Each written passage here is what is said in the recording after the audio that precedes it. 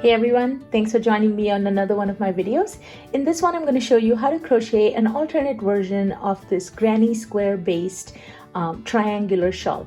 I've posted another video in which I showed a different version. I consider it's a slightly simpler version, but I think this one is really simple too. And between the two, I'm more partial to this one.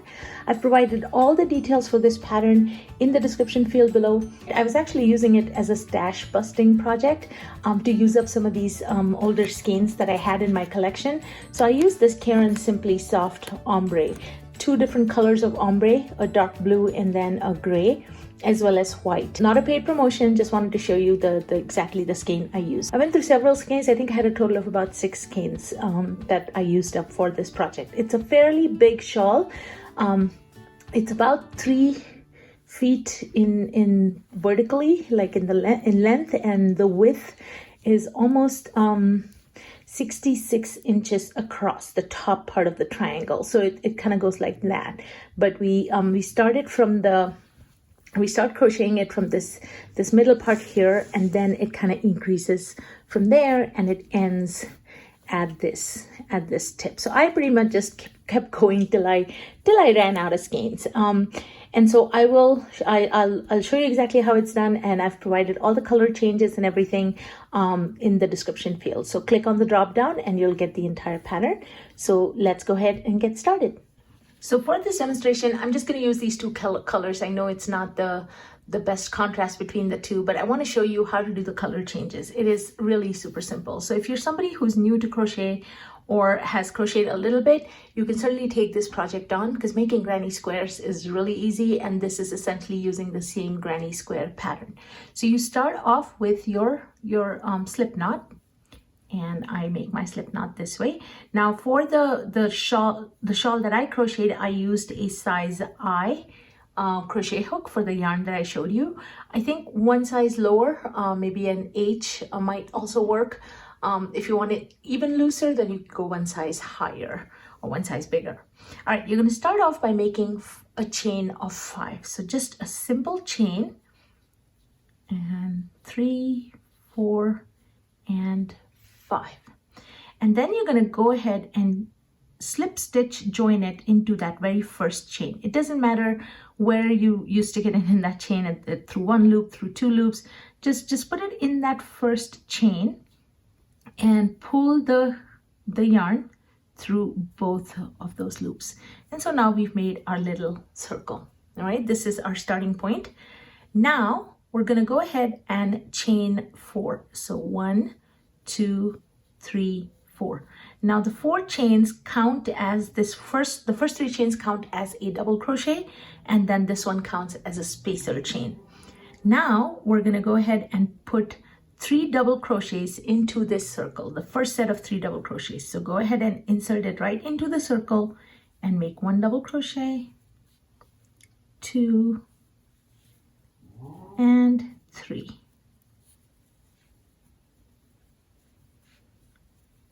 Okay, and then you're going to chain 3,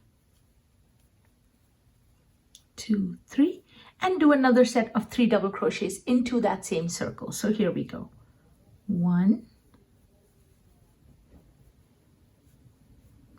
2, and 3. Then you're going to chain 1, and then you're going to put another double crochet at this end to match this first chain 3, what we consider a double crochet. So go ahead and put 1 more double crochet in that circle, just a single one. All right, so that's your starting motif, and you'll start to see that it's already starting to look like a triangle, and we're going to keep building on that triangle. So at the end of this, you're going to turn your work, and now again chain 4. So 3 and 4. Again, this counts as a double crochet plus 1 spacer chain. Now in that very first gap that you see, we're going to go ahead and make a set of 3 double crochets. So we're always making, except for these corner ones where we're just doing the singles, in all gaps we're going to be sets of 3 double crochets. And I'm using the US terminology for double crochet. If you're in the UK or other parts of the world where this might be known as a treble crochet.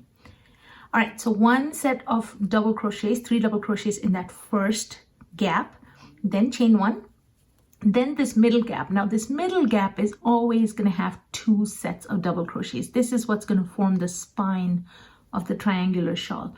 So we're going to go ahead and have 2 sets of 3 double crochets in there. So here we go.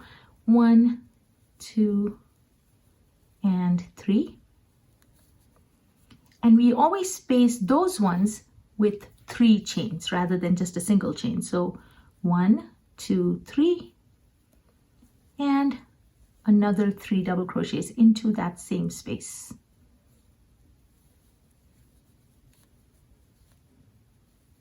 Nope.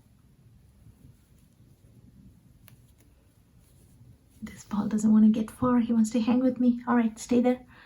And now space or one space or one chain rather, one spacer chain. And now into the next gap, we're going to do another 3 double crochets. So here we go. 1, 2, and 3. And now we're going to do 1 chain and the last double crochet into that same last space. All right, and that's it. That's the end of this row.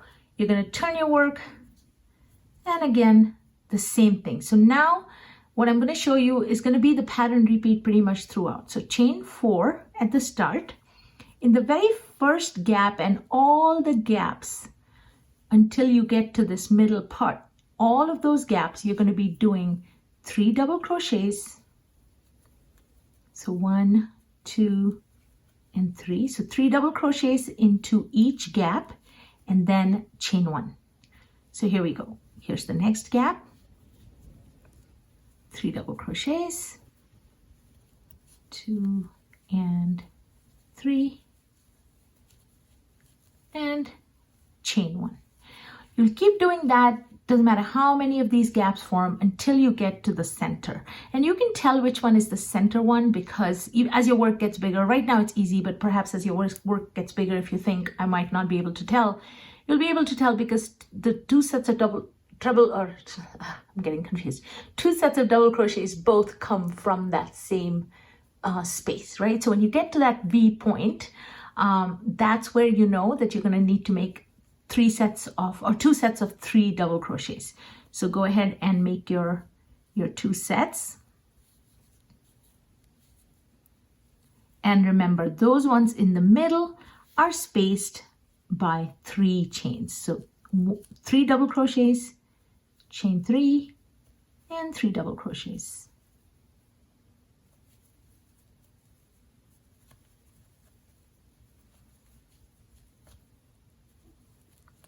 And then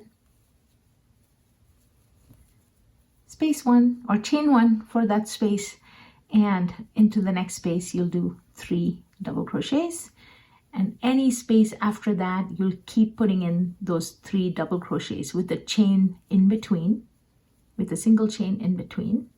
Don't want to split the yarn. All the way till you get to the last space. Into that last space also you're going to put 3 double crochets,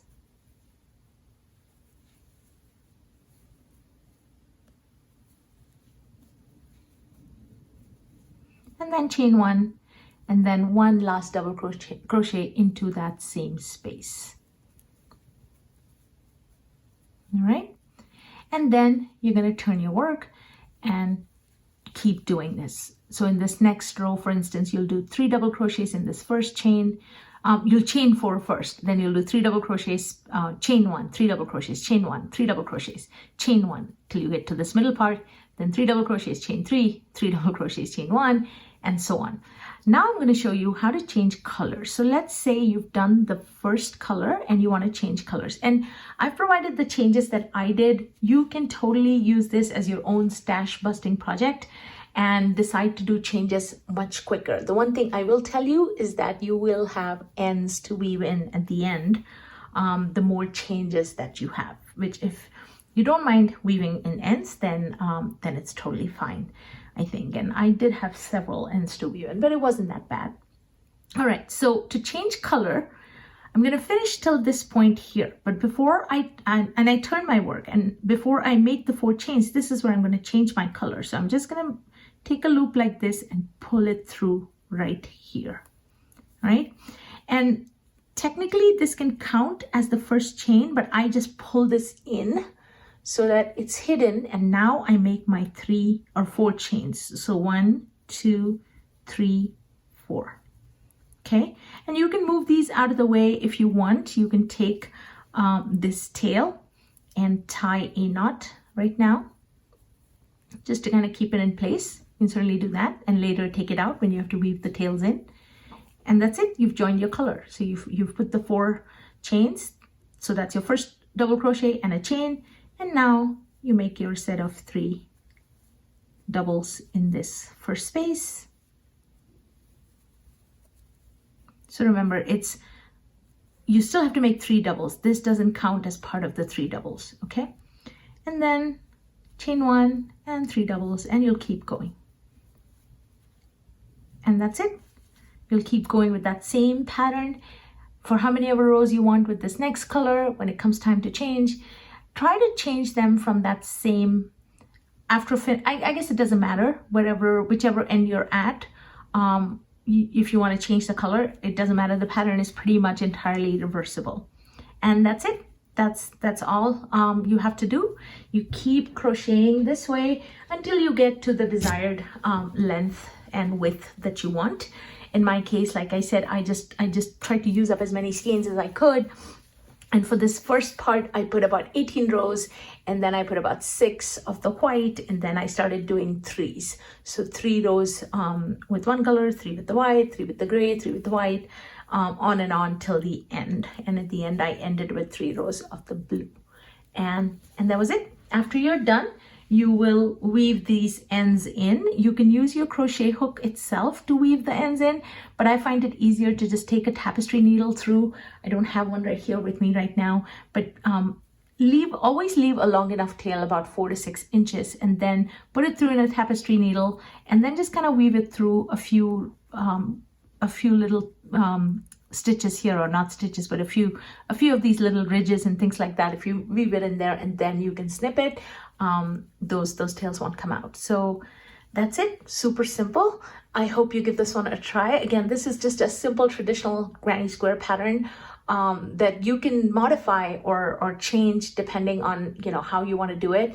You don't even have to make a big shawl with it. You could make 2 separate triangles, for instance, with this pattern, and then join them, seam them together, and then you could have like a square blanket with 2 different styles of little edges around each one of these triangles. And so lots of different ways to play around with this and have fun with it. So I hope you give this one a try. As always, thank you so much for watching, and if you've stuck with me this far in this video, congratulations. Leave me a comment, let me know if you've tried this project, how it went, or if you have questions and suggestions for more videos. I'm primarily a knitter, but I've been on a bit of a crochet kick lately, and so I've taken on a few crochet projects, and I hope to have more crochet for knitters videos in the future. Again, thank you so much for watching, and in this case, happy crocheting!